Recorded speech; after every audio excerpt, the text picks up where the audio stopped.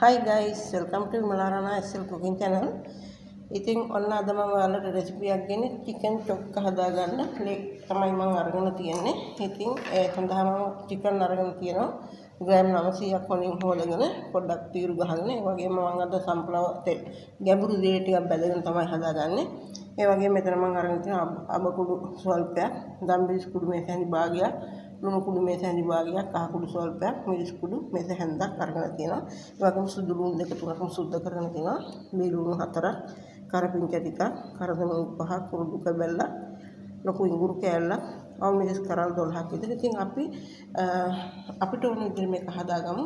මේක නිතර දෙවේලේ ඉන්දියන් අය මේ හදන දෙයක්.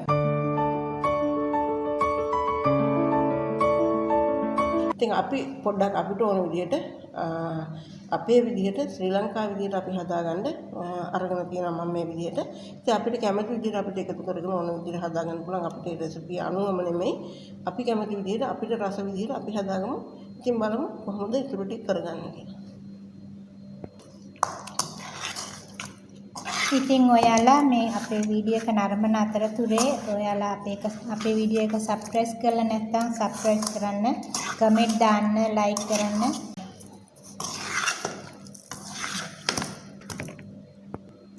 මම මේකද මේ විදිහට ගැඹුරු කියලා බෙද ගන්නවා වුණාට මම මිරිස් කුඩු, කහ කුඩු, ලුණු, ගම්මිරිස් එකතු කරගෙන විනාඩි 10ක් මම මේක හොඳින් කලවම් කරලා වසලා තියලා පස්සේ තමයි බෙද ගන්න ගන්නේ.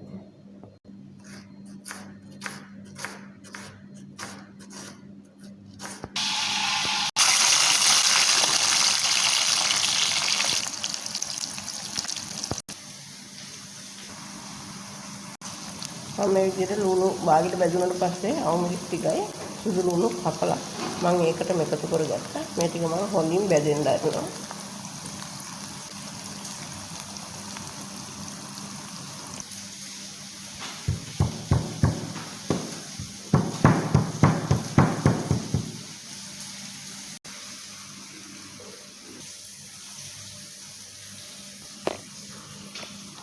මම ලුණු බැදපු එකේම චිකන් ටිකත් ඒකම බැද ගන්නවා.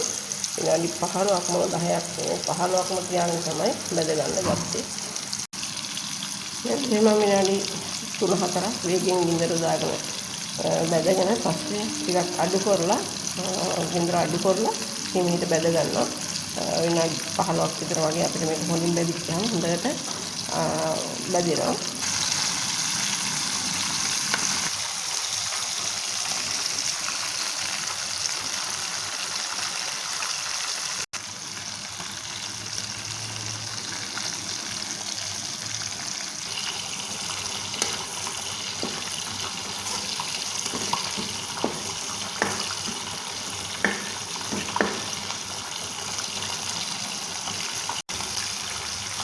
මම චිකන් ටික බැදෙනකන් අනිත් ලිපේ මම හදාගත්තා.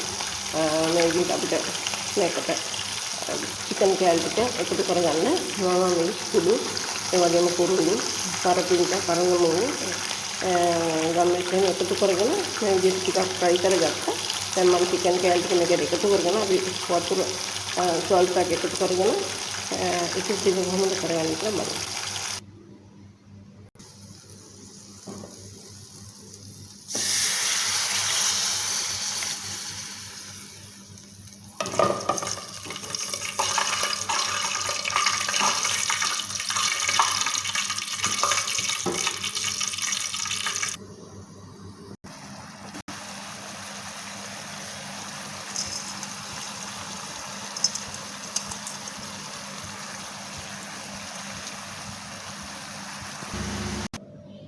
ඉතින් මම මේ විදිහට අපි චිකන් චුක්ක එක හදාගත්තා. අතරම අපිට ඕන විදිහට අපේ රසට මම මේ විදිහට හැදුවා. සුදු ලුණු මම ගොඩක් එකතු කරගෙන තියෙනවා.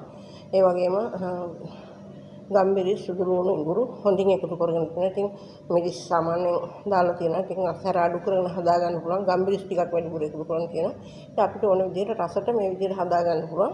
ඉතින් අපිට තව මොනවා හරි කාර්යයක් ඇතුව හරි නැතුව හරි මේ විදිහට කෑම කන්න පුළුවන්.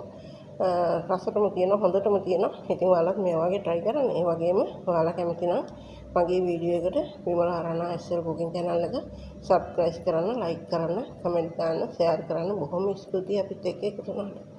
මේ වගේ රස කෑම හදාගන්න අපිට පුළුවන් වෙලාවට ගෙදර අපි මේ වගේ chicken plate එකක් තියෙන වෙලාවට ඒ වගේ විදිහට ටිකක් වෙනස් කරලා හදාගන්න පුළුවන්. ඉතින් අපිට කැමති විදිහට අපිට ඕන විදිහට මේ විදිහට හදාගන්න පුළුවන් ලුණු බෙදලා.